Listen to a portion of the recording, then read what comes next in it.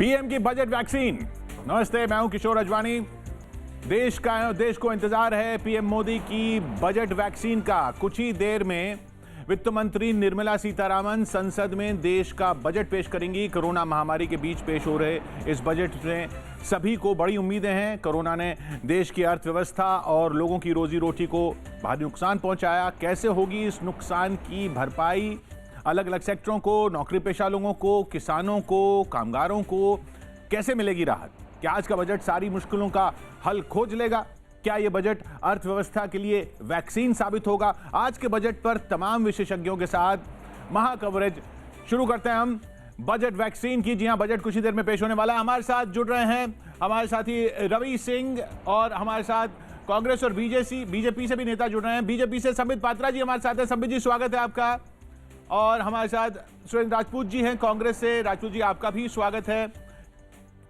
कृषि विशेषज्ञ अर्थशास्त्री देवेंद्र शर्मा जी हमारे साथ हैं। शर्मा जी, आपका भी स्वागत है। डीएन पांडे जी हमारे साथ हैं, अर्थशास्त्री। और नीरज हमारे साथ जुड़ रहे हैं, जो बताएंगे हमें कि अभी स्थिति क्या है, कहाँ गाड़ी पहुंची है और कब ये क्या क्या वहां पर हो रहा है ग्राउंड पर। लेकिन संबित, सबसे पहले आपके पास, और माफ कीजिएगा, हमारे साथ अश्विनी तनेजा जी भी हैं, टैक्स एक्सपर्ट, जो लगातार हमारे साथ बने रहेंगे बजट के दौरान। संबित, लेकिन पहले आपके पास ये बताइए, आप इस बजट भाषण खत्म होने के बाद अगर नंबर देने होंगे वित्त मंत्री को, तो 10 में से 10 किस बात पर देंगे? कोई एक बात जिसकी आप उम्मीद कर रहे हैं रूलिंग पार्टी में रहते हुए?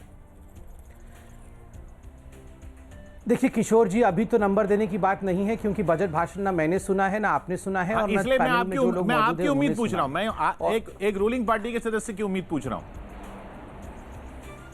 देखिए, अगर मेरी उम्मीद आप व्यक्तिगत रूप से पूछे तो मुझे लगता है अगर इंफ्रास्ट्रक्चर स्पेंडिंग रहेगा, इंफ्रास्ट्रक्चर के ऊपर ज़्यादा स्पेंडिंग रहेगी, तो मैं इस बजट को एक बहुत ही अच्छा बजट मानूंगा। वैसे मैं पार्टी का प्रवक्ता हूं, इसलिए मेरा काम बजट को आकलन करना नहीं है। मगर बहरहाल जो मैंने इकोनॉमिक सर्वे में पढ़ा है, और इकोनॉमिक सर्वे का जो रिकमेंडेशन रहा है वो एक तरह से एक बड़ा रिकमेंडेशन माना जाता है। इकोनॉमिक सर्वे ने 2 बातें कही है। देखिए, जो रेवेन्यू में स्पेंड करना है और कितना इंफ्रास्ट्रक्चर में स्पेंड करना है। इकोनॉमिक सर्वे ने एक बड़ा उदाहरण दिया है कि अगर 1 रुपया आप रेवेन्यू में स्पेंड करते हैं तो उसमें जो आप वापसी पाते हैं, जो मल्टीप्लायर इफेक्ट होता है, वो 0.98 होता है। और अगर वही 1 रुपया आप इंफ्रास्ट्रक्चर में स्पेंड करते हैं तो तत्कालीन 2.5 वो रिटर्निंग इफेक्ट होता है, मल्टीप्लायर होता है। और आगे चलकर जब ये इंफ्रास्ट्रक्चर प्रोजेक्ट कंप्लीट होता है तो 4.5 वो रिटर्निंग इफेक्ट होता है। कोरोना के बाद रिकवरी के लिए, आत्मनिर्भर भारत बनने के लिए सबसे आवश्यक विषय वस्तु कोई है तो वो है कि किस प्रकार हम ज़्यादा से ज़्यादा लोगों को नौकरी दे सके, किस प्रकार हम अपने मैन्युफैक्चरिंग को बढ़ा सके, किस प्रकार हम अपने इंफ्रास्ट्रक्चर को सुदृढ़ कर सकें। इसलिए व्यक्तिगत रूप से आप पूछे तो मुझे लगता है अगर इंफ्रास्ट्रक्चर में स्पेंडिंग होगा तो मैं इसे एक अच्छा बजट मानूंगा। यानी लॉन्ग टर्म चीज़ों के लिए अगर इन्वेस्टमेंट होगी तो वो बेहतर बजट होगा।